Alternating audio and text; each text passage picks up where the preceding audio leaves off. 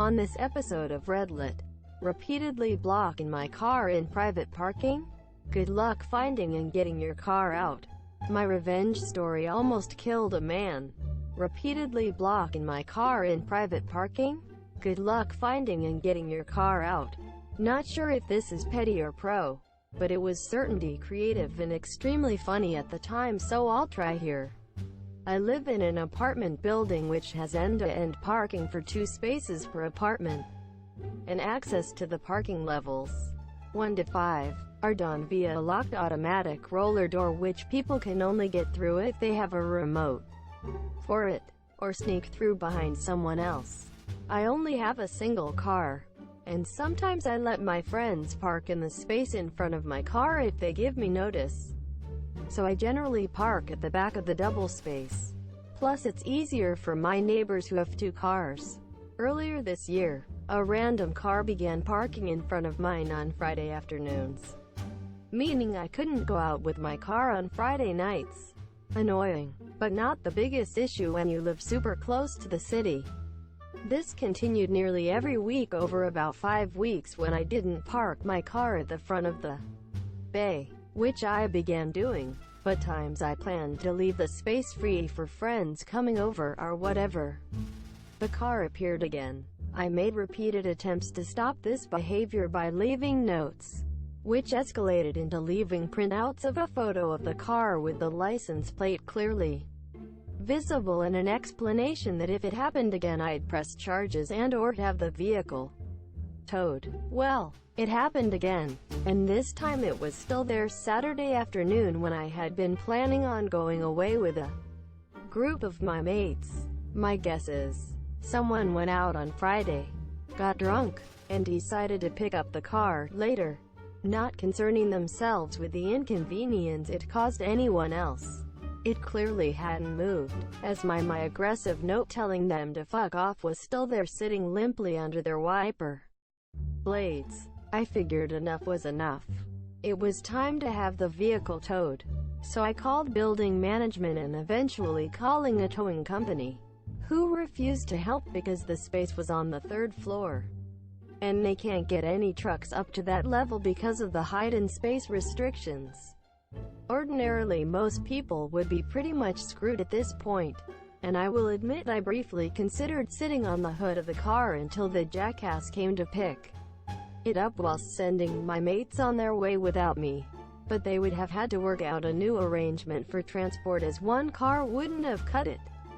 Fortunately for me, however, my parents only live 30 minutes away, and have a garage where I work on one of my cars that's getting at the tail end of a minor restoration. One of the things I use pretty often is a set of vehicle positioning jacks. https www.kinchrome.com out vehicle posy jack minus 300mm to 5%. To jam my project car right up against the wall of the garage to minimize the space it takes up. For anyone that doesn't know, vehicle positioning jacks are basically devices that slot under each wheel, then lift the car up on hydraulics so you can freewheel it in any direction. https www.youtube.com/watch v equals it's 2khhki8. Whilst I hadn't originally gone to retrieve them, when I had to take my project car off them, a bright idea came to my head. None of my mates minded spending an extra hour to screw someone over that had interfered with us. So we grabbed the jacks and went back, propped the car up, and wheeled it out. 6 guys can easily move around a small hatchback, so we pushed across the level slowly and carefully to an area where there isn't parking, but is a load-supporting pillar with space enough for a car behind it, in a little section of the garage where it isn't lit, and is completely out of the way. Typically there's a guy on my level that parks a motorbike there, but he isn't meant to, and I doubted he minded. We dumped it between the pillar and the wall, with the nose pointing towards the wall. I took back my angry note, the jacks, and we left to enjoy our weekend. When he came back Monday afternoon after the long weekend, the car was still there.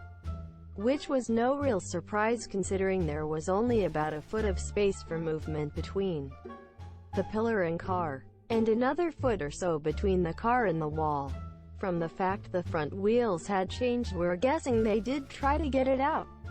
Unsuccessfully. It eventually went later in the week, though I'm not exactly sure how they managed it. I never saw that car again. TL. Dr. Jackass repeatedly blocked in my car by illegally parking in my private space, including over a long weekend when I had plans to go away with a group of mates. We used vehicle positioning jacks to move the car and place it between a pillar and a wall, making it extremely hard to get out from a secluded, dark and out-of-the-way corner of the parking level where most people wouldn't have thought to look. Underscore, underscore, underscore, underscore, underscore, underscore, underscore, underscore, underscore, underscore, underscore, underscore, underscore, underscore, underscore, underscore, underscore, underscore, underscore. Info edit 1.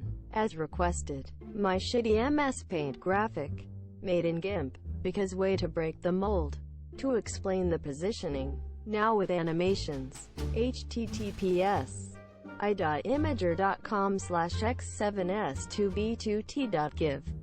For the record, I'm pretty sure we spun it around half a dozen times whilst moving it, because none of my mates had ever seen the ease of which vehicle positioning jacks move cars around. I probably could have done it myself since I know how they tend to move, but two novices could easily have done it extremely easily. Plus, there is something weirdly amusing about dancing a car around as it slides in directions it was never meant to, and that you only see in car crash dash cam videos from Russia. Info edit 2. For anyone who doesn't understand how parking in my building works, it's like this. 2 car spaces per apartment, but one car goes in front of the other. https i.imager.com/evjing3.png. Hope that clears up why I couldn't just move my car out and leave his where it was. Info edit 3. I'm an Australian, for anyone who missed my username. Info edit 4. A few people have asked why I don't simply park at the front of my spaces. I don't always drive to work, because I live close enough so my car stays home. My mates will need to go into city every so often. Usually happens randomly, like once a week. So if I leave my car at the front of the bay, I'd either need to go home to move it, or tell my mates they're shit out of luck. I'd rather not take away a benefit to my friends, all because the occasional jackass, and single persistent jackass, wants to freeload too. At least my mates buy me beer or pay for my gas occasionally. Plus the person parking in my space illegally is the one doing something wrong, not me. Info edit 5. Police also will not help unless the vehicle has been there long enough to be considered abandoned.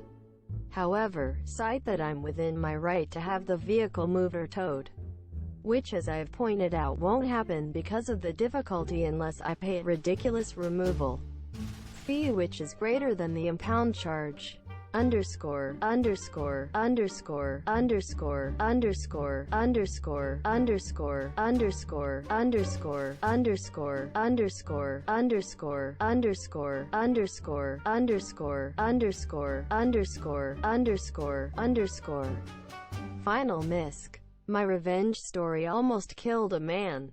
About 3 years ago, I was working in a pretty big factory. They hired through 5 different temp services, so the place was pretty much like a revolving door. People came and left without any warning.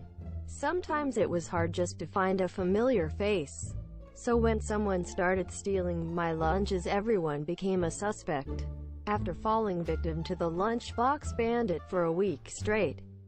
I'm talking about 6 12-hour days with no lunch. Needless to say, the frustration spawned several evil plans. But I felt the Carolina Reaper would give me the fastest and most effective results. All I know was people were gonna think twice before stealing lunches. I spent all night making the best steak fajitas for lunch the next day. I finally minced the Reaper peppers into a nice pico de gallo, and topped my devil fajitas off. I carefully placed my fajitas into a Tupperware bowl, garnished them with cilantro and limes, then covered them with a clear lid to display their beauty. The next morning, about an hour after I placed them in the fridge, a woman started screaming for help. I ran to the lunchroom to find the lunchbox bandit laying on the floor gasping for air. The Reaper peppers triggered an asthma attack, and he had to be rushed to the hospital.